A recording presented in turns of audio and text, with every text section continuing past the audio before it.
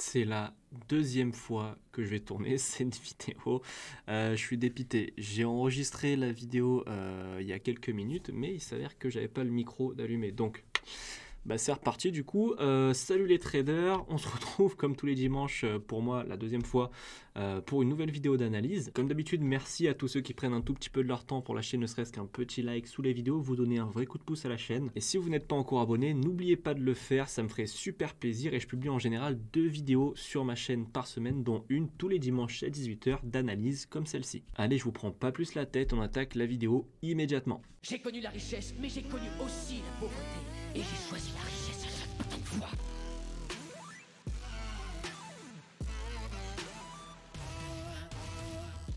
Bon, ce qui est intéressant du coup, c'est qu'on a déjà les annotations pour la semaine prochaine. Alors, HotCAD, j'ai pas celle de la semaine dernière du coup. Donc HotCAD, on voulait la cassure de ce plus bas donc la semaine dernière. Donc on a eu la petite correction cassure du plus bas, on l'a eu avant un retournement haussier. Donc est-ce qu'on attend l'achat maintenant?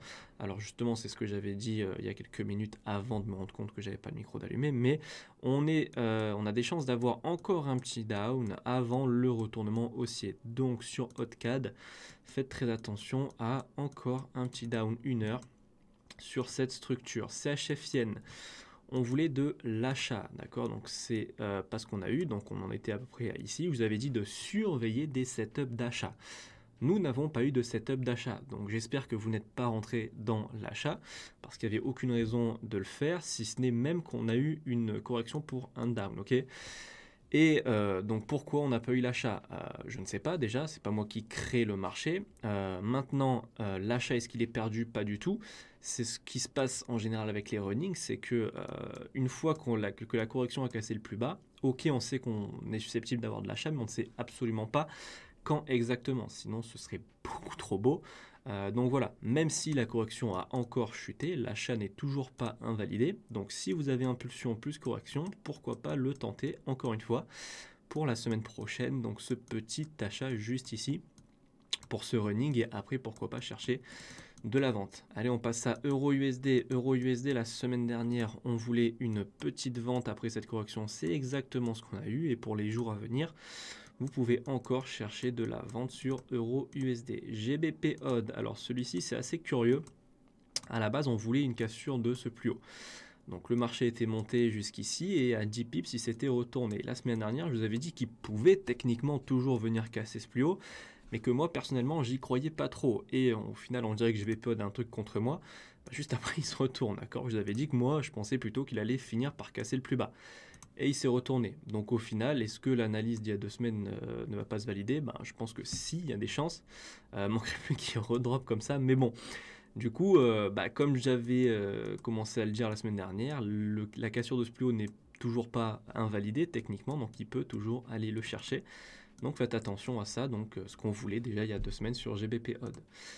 GBP JPY, on voulait, donc on avait 2 scénarios. Le premier, c'était tant qu'il ne cassait pas ce plus bas, on voulait un achat jusqu'à ce plus haut. Et s'il venait à casser ce plus bas, on irait chercher un achat qui n'irait potentiellement pas jusqu'à ce plus haut. Donc du coup, on va se diriger vers le scénario numéro 2 pour un running. Et attention, on cherche toujours de l'achat, mais comme c'est HF Yen, il est possible qu'il n'arrive pas tout de suite. Il peut encore chuter et nous le donner plus tard. Donc ce que vous devez faire, c'est tout simplement surveiller des setups. Si vous en avez un, vous pouvez le tenter sur GBP JPY. S'il n'y en a pas et qu'il chute, on ne rentre pas dans l'achat et on attend un prochain setup. Ok, donc voilà, ne sautez pas sur le marché comme ça sans raison. Vous devez lui laisser le temps de vous créer l'opportunité. S'il n'y en a pas et qui monte quand même, tant pis, on prendra la vente par exemple. Maintenant, si on a une, on la tente. Et si on n'a pas et qui chute, on n'a pas pris le trade. Ok. Donc voilà, sur GBP JPY, faites attention à une petite correction et encore un achat pour ensuite une continuation baissière. GBP USD. Celui-ci, on voulait un achat déjà la semaine dernière. Donc on avait cette trendline là. Je vous avais dit de faire attention à cassure, correction pour acheter. On n'a pas eu de setup. Donc encore une fois, on ne rentre pas dans le trade. Ok, même si il y a certaines analyses qui ne se valident pas, on ne perd pas d'argent parce qu'on a un plan qui nous dit quand rentrer dans le trade. Si on n'a pas ce plan de trading qui se déclenche, en l'occurrence ici c'était la cassure de la trendline avec correction au-dessus, on ne rentre pas dans le trade, donc on ne perd pas d'argent. Donc même si on a tort, on peut même gagner de l'argent, parce que sur les peu d'analyses, même si en général sur cette chaîne On se trompe pas très souvent, hein. Je vais arrêter de faire le mec, mais voilà, il y a beaucoup d'analyses qui se valident, mais celles qui ne se valident pas, on ne perd pas d'argent dessus, et celles qui se valident, on arrive à en faire. Donc au final, c'est comme ça qu'on arrive à générer des profits en trading. Donc du coup, tout ça pour dire qu'il a même fait une correction pour un down, donc encore moins de raisons de rentrer là, dans l'achat, et là il fait encore une correction, donc faites attention toujours à une continuation baissière. On passe à USDJPY. USDJPY, après cette petite correction de 2 heures, je vous avais dit qu'il y avait des chances qu'on vienne casser ce plus haut, c'est ce qu'on a eu, ensuite il s'est retourné. À partir de maintenant, vous pouvez encore chercher des setups d'achat, mais attention, j'insiste encore plus sur celui-ci, uniquement si vous avez des setups d'achat. Si vous n'avez pas de setup, ne rentrez pas dans l'achat parce qu'il y a des chances qu'on vienne encore potentiellement nous donner un plus bas. D'accord, ça c'est toujours possible. Donc si vous devez rentrer à l'achat, vous devez avoir un setup genre, voilà, si vous voulez prendre un screenshot, c'est genre ça. Ça c'est nickel, ça c'est nickel. Si vous n'avez pas ça, c'est risqué. D'accord, on peut toujours aller chercher un plus bas. Donc faites attention à de l'achat, mais seulement si vous avez un très bon buy setup. Alors je viens de me rendre compte qu'il y avait les indicateurs que j'utilise pour une stratégie de scalping. Donc depuis que j'ai commencé, je vais les enlever. Peut-être que vous y verrez un petit peu mieux. Voilà, et du coup on passe sur Ethereum. Alors les crypto-monnaies, on va en parler. Vous le savez sans doute, moi je suis acheteur, je veux acheter depuis déjà plusieurs semaines sur les cryptos parce qu'on a eu un très bon retracement. Et évidemment, si vous avez un petit peu d'éducation sur les marchés, vous savez qu'on n'achète pas au plus haut et on ne vend pas au plus bas, c'est bien l'inverse. On achète quand le marché est bas et on essaye de vendre quand le marché est haut. Donc après tout ce retracement, c'était devenu très intéressant de chercher de l'achat.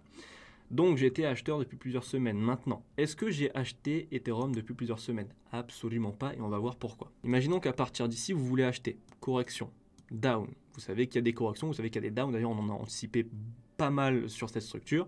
Celui-ci, on l'a aussi anticipé. Celui-ci, dans tous les sens, la semaine dernière, qui était la correction pour un down. Donc, sur toute cette structure, personnellement, je ne suis pas rentré à l'achat puisque le marché me disait clairement, attention, on va continuer notre tendance baissière. Et du coup, là où je veux en venir, c'est que c'est pas parce que j'attendais de l'achat sur du 4 heures depuis plusieurs semaines que je suis rentré à l'achat, et j'espère que c'est votre cas aussi.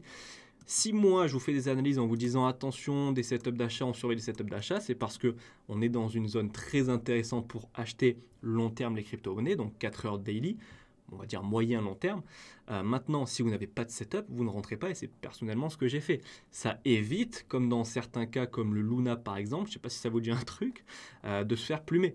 D'accord ? Si on avait juste acheté parce que le marché était bas ici, ici et là, on serait à moins 20, moins 30% sur notre portefeuille. Maintenant, comme on n'a eu aucune, en tout cas sur toute cette tendance baissière, aucune opportunité d'achat en termes de setup, on n'est pas rentré, du coup, on est à risque zéro. Donc je vais répéter ce que j'ai dit plusieurs fois dans la vidéo que j'ai tournée sans son il y a quelques minutes, et pas comme Véronique. Allez, promis, j'arrête les blagues. Du coup, ce que je répétais, c'était que moi, à partir de maintenant, je suis toujours acheteur, mais ça va être sur du 4 heures. Niveau du graphique, niveau du setup. Donc en gros, moi, personnellement, ce que je vais attendre, c'est une impulsion 4 heures, donc une belle impulsion 4 heures avec une belle correction 4 heures. Si j'ai ça, je rentrerai à l'achat. Je rentrerai peut-être plus tard que certains, plus tard que vous potentiellement, mais je rentrerai quand j'aurai mon setup, quand mon plan de trading se sera déclenché. Et est-ce que ça a été bénéfique pour moi de plusieurs semaines ? Absolument, parce que comme je vous l'ai dit, dans toute cette structure, je n'ai pas pris un seul achat parce que mon plan ne se déclenchait pas. Du coup, contrairement à certains, je pense, dans le monde de la crypto, contrairement à beaucoup, ici, je ne perds pas d'argent. D'accord ? Donc moi, mon plan, cette fois-ci, c'est impulsion 4 heures, correction 4 heures. Si je l'ai, je l'achète. Et du coup, on ne va pas s'attarder trop sur les autres crypto-monnaies parce que c'est exactement le même constat. Sauf que Bitcoin, on attendait quand même la cassure de ce plus bas, on l'a eu. Et même analyse que pour Ethereum, j'attends impulsion 4 heures, correction pour acheter. Le Solana, c'est exactement la même chose. C'était notre plan de trading d'attendre une cassure de trend, on ne l'a pas eu. Il y a eu beaucoup de sell setup, donc toujours pas de raison d'entrer dans l'achat. Pour acheter, j'attends quoi? Impulsion 4 heures, correction 4 heures.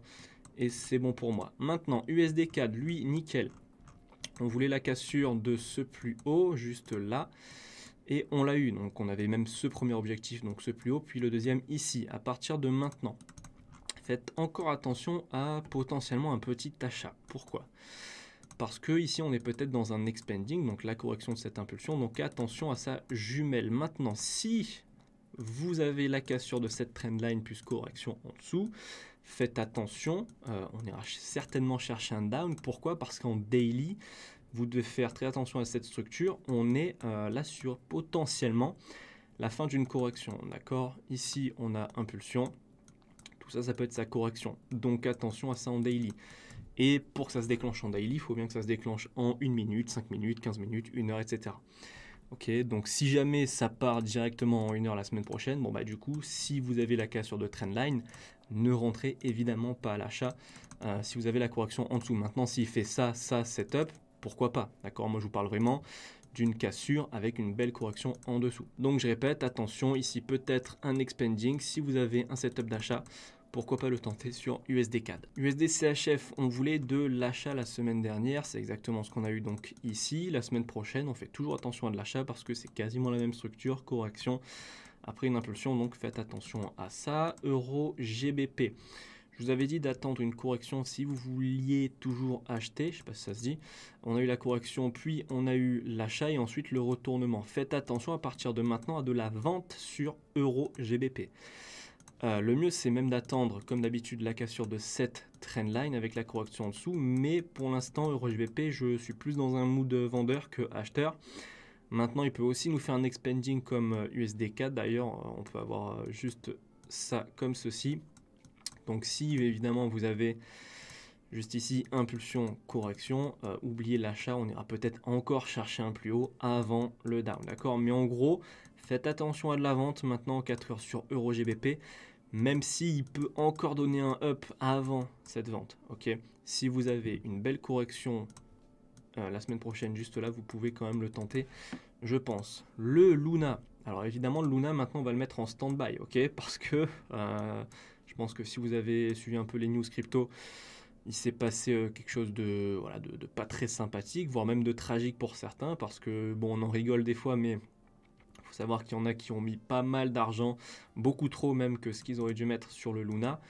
Et certains se retrouvent avec moins 450 000 du coup sur leur portefeuille. Enfin, pas de déficit, hein, mais c'est-à-dire ils ont mis 450 000 et ils n'ont plus que 100 $. Quoi, okay. Donc voilà, on en rigole, mais voilà, pour certains c'est tragique. Du coup, pour l'instant, au niveau du graphique, on va mettre le Luna en stand-by. Évidemment, je ne vous dirai pas d'acheter tout de suite. Parce que même s'il est en dessous des 0, il peut encore continuer en dessous, hein, 0,0000. Donc voilà, pour l'instant, on met le Luna en stand-by. Si vous voulez acheter, faites très attention. Hein, si vous voulez faire du trading en petit time frame, vous pouvez faire du scalping, 1 minute, etc. Mais c'est très risqué, je ne vous le conseillerais jamais, surtout sur Luna. Donc voilà, pour l'instant stand-by. Encore une fois, moi j'étais plutôt acheteur, j'ai absolument pas eu de setup, donc heureusement que du coup j'ai suivi mon plan et que je ne suis pas rentré. Sinon ça aurait été un petit peu con. Bon voilà, du coup stand-by. Le DOT, même plan que sur les autres crypto-monnaies. Nous on voulait de l'achat avec un setup, on n'a absolument pas eu de setup, bien au contraire. Encore une fois, on a eu de la vente, ici en petit time frame de la vente, et là on peut peut-être avoir un petit setup, mais ça c'est du 1 heure, voire 2 heures, mais plutôt du 1 heure. Et moi c'est du 4 heures que je veux, donc tant que j'ai pas impulsion 4 heures, correction 4 heures, je ne rentre pas, parce que c'est ça que je veux. Le BNB, même histoire, je veux une impulsion 4 heures, correction 4 heures, et je tente l'achat. Et pour le gold, je voulais un down, donc ça c'est cool, on l'a eu, mais je vous avais dit que j'aurais aimé que la correction monte un petit peu plus. On n'a pas eu ça, on a direct eu le down, donc voilà, à moitié déçu. Maintenant, faites toujours attention à une petite correction qui risque d'arriver, donc ça peut traîner encore un petit peu, mais il y a des chances qu'on ait une correction qui arrive, donc plutôt 2 heures, 4 heures, donc faites attention à ça, toujours pour un down. Voilà, cette vidéo est terminée, j'espère qu'elle vous aura plu, j'espère que le micro tournait, et ça c'est cool. On se retrouve la semaine prochaine pour une nouvelle vidéo, c'est tout pour moi, je vous souhaite une courte vie mais légendaire comme d'habitude, ciao.